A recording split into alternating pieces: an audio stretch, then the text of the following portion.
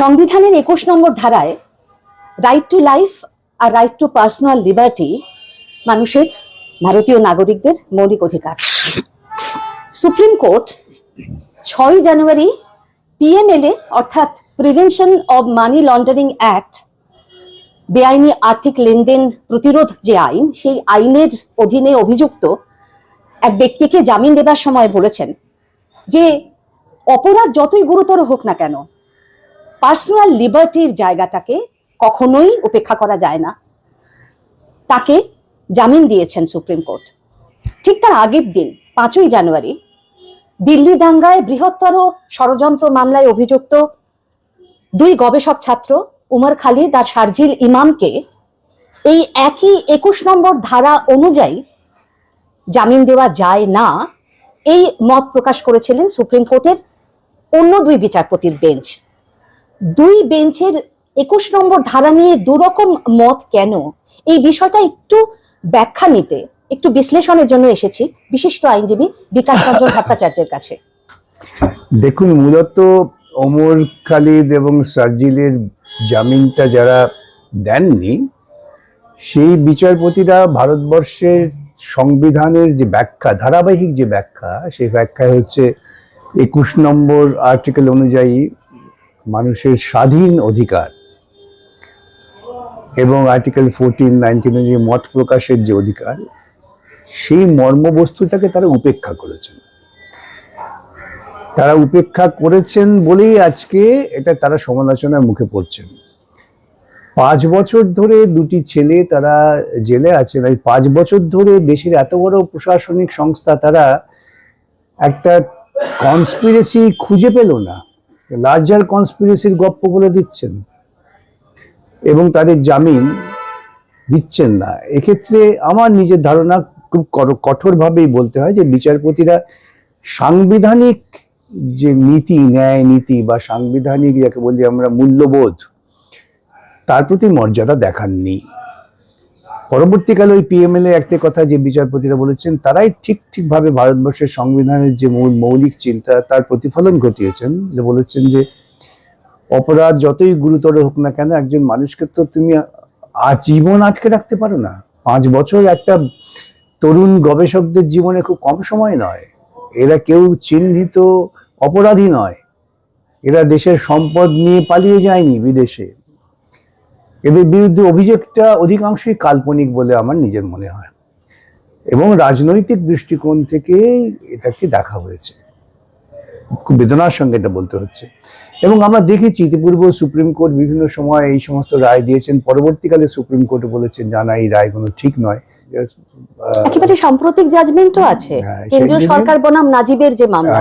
সুতরাং সুপ্রিম কোর্টের একটা বেঞ্চ যেটা বলেছেন সেটাকে আমরা নিন্দা করি, গ্রহণ করতে পারছি না। এখানে একটা বলতেই হয় যে আমার মনে হয়েছে যে এখানে একটা রাজনৈতিক দৃষ্টিভঙ্গি বোধহয় খানিকটা তাদের আদেশের ক্ষেত্রে প্রভাব ফেলেছে। রাজনৈতিক দৃষ্টিভঙ্গিতে যাবার আগে একটা জিনিস আমি আপনার কাছে জানতে চাইবো যে ইউএপিএ তে অভিযুক্ত হয়েছে ৭ জন যারা আবেদন করেছিলেন জামিনের, তাদের মধ্যে ৫ জন জামিন পেয়েছেন, খুবই কঠোর শর্তে জামিন পেয়েছেন, 12টা শর্ত আছে।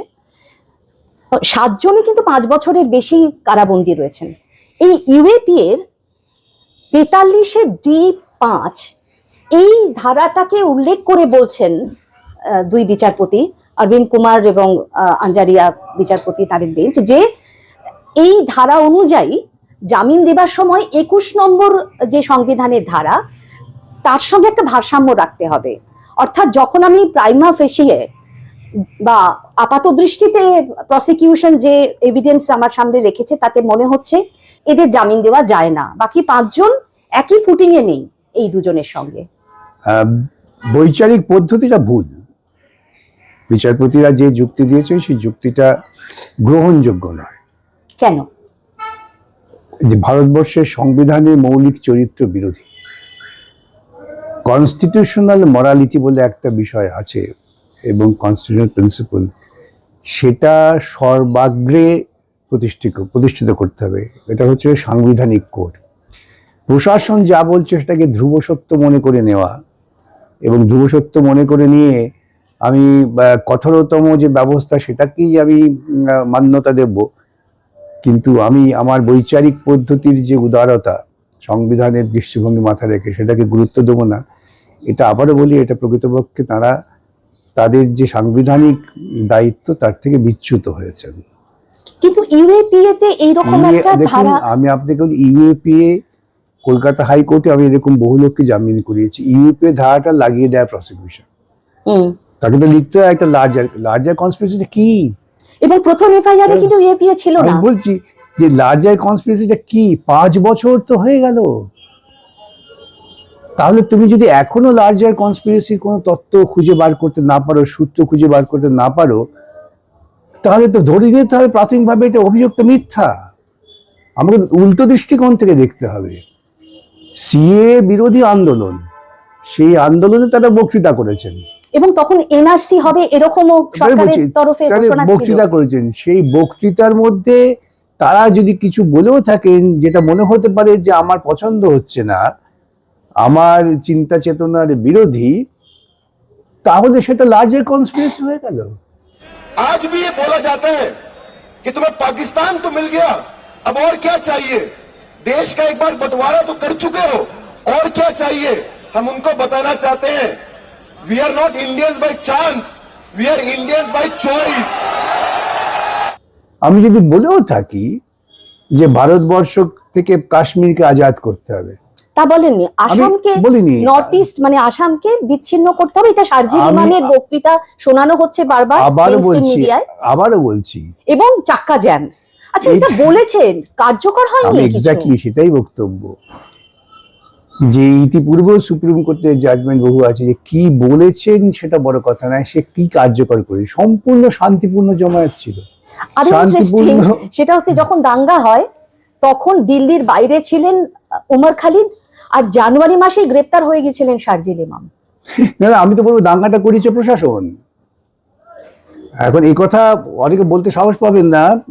আমি বলছি, হয়তো ওরা এসে বলবে যে তোমার বিরুদ্ধে ইউপিএ দেবো, দিতে পারেন, আমার কোনো আপত্তি নেই। কিন্তু এই কথাটা উঠছে যে যখন দেশকে গদ্দারো কো গোলি মারো সালো কো বলছে একজন বড় মাপের বিজেপি নেতা, বা উস্কানিমূলক বক্তব্য রাখছেন বিজেপির নেতারা, তাদেরকে কিন্তু এর আওতার মধ্যে রাখা হচ্ছে না।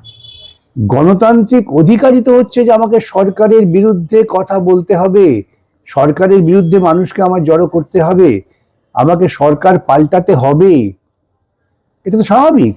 কাশ্মীরের মানুষ তো মনে করতে পারেন যে আমরা আজাদির চাইছি, আমরা পরিস্থিতি নেই। আমি যদি তাদের সমর্থন করি, তো সে লার্জার কনস্পিরেসি হয়ে গেল। এই লার্জার কনস্পিরেসি শব্দটাই ভেগ, কিন্তু দুই বিচারপতির কাছে সেটা গ্রহণযোগ্য মনে হয়। সেই জন্যই বলছি যে দুই বিচারপতি তারা সাংবিধানিক বোধের থেকেও তাড়িত হয়েছেন ব্যক্তিগত রাজনৈতিক অনুভূতি থেকে। কিন্তু তারা সেকশন 15 যেটা ইউএপি এর 15 নম্বর ধারা, সেটারও উল্লেখ করছেন, যেখানে তারা বলছেন যে সবসময় যেটা হচ্ছে টেররিস্ট অ্যাক্ট, বলছেন সবসময় বোমা বন্দুক বিস্ফোরক নিয়েই যে আক্রমণ চালাতে হবে তার কোনো মানে নেই। এই যে যুক্তি ওরা দিয়েছেন না সেকশন 15 যে বৌদ্ধিক টেরোরিজম, এটা তো অমিত শাহ থিওরি, আরমান নকশাল। তাহলে তো কোনো গবেষণাই চলবে না, কোনো আলোচনাই চলবে না, সমাজতত্ত্ব বাদ দিয়ে দিতে হবে।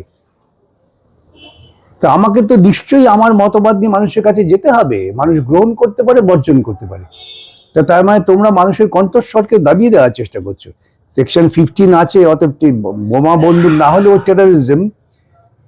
তাহলে আমার বলতে হবে অত্যন্ত বিনয়ের সঙ্গে, বিচারপতিরা অলরেডি টেরারাইজড। কিন্তু যে 5 জনকে তারা জামিন দিলেন, গুলফিশা ফাতিমা, শিফাউর রহমান, যে জামিনের শর্ত দিয়েছেন, আমি জানি না বিচারপতিরা কোন দেশে বসবাস করছেন, কোন পরিবার থেকে বড় হয়েছেন। ওই শর্ত তো বাবা জামিন না দিলে ওদের পক্ষে ভালো না। কিন্তু 5 জনকে যে জামিন দিয়েছেন তারা একই লেভেলে নেই, অর্থাৎ এরা দুজন হচ্ছেন মেইন কনস্পিরেটর, এরা দুজন নেতা, ওরা অনুগামী, বোঝা গেল।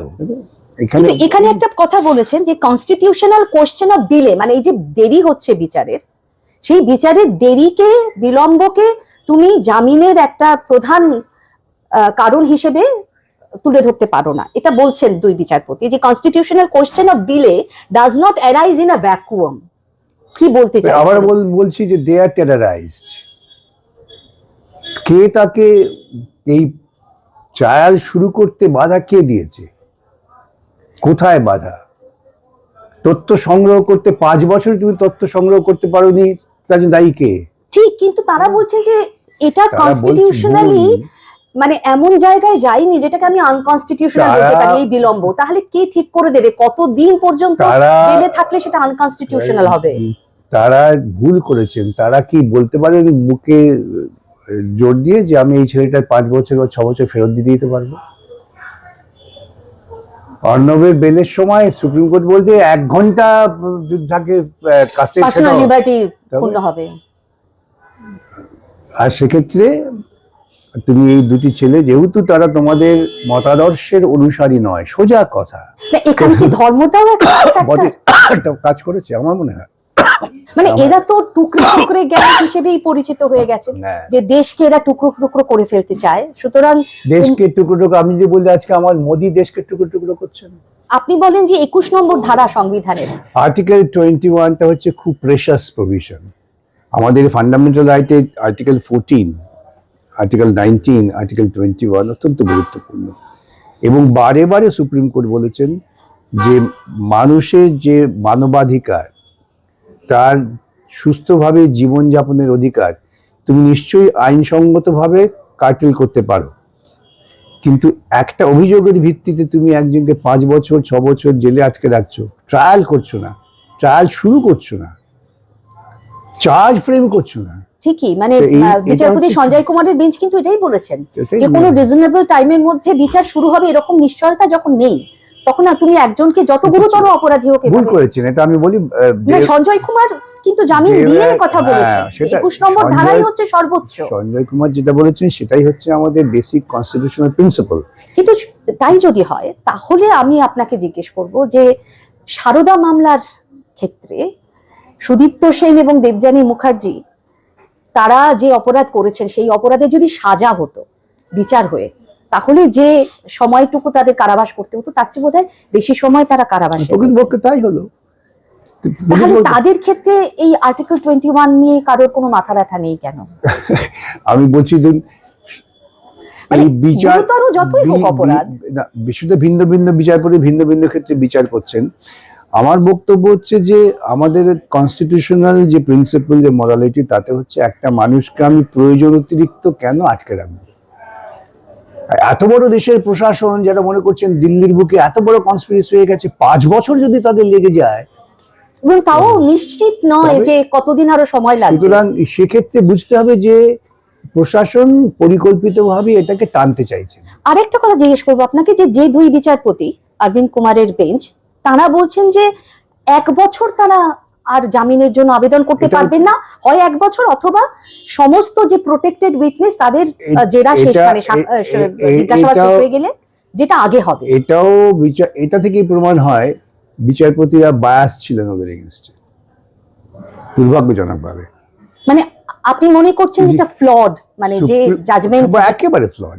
এই জাজমেন্ট ক্রিটিসাইজ হবে চিরকাল, এবং আগামী দিনে অন্য কোনো বিচারপতিরা এই ধরনের ভুলভ্রান্তির মধ্যে পা দেবেন বলে মনে হয় না। তাহলে কি এদের মানে উমার এবং শারজিলের কি করা উচিত, মানে তাদের এখন আইনজীবী কিছু কিউরেটিভ পিটিশনে যাওয়া উচিত? বেলের ক্ষেত্রে ঠিক এটা হয় না। বেলটা আচ্ছা। তো অধিকাংশ ক্ষেত্রে ডিসক্রিপশন, এটা কোনো কিছু ডিসাইড করছে না। কারণ অপরাধের বিচার হচ্ছে না, সুতরাং বেলটা সম্পূর্ণ ডিসক্রিপশন।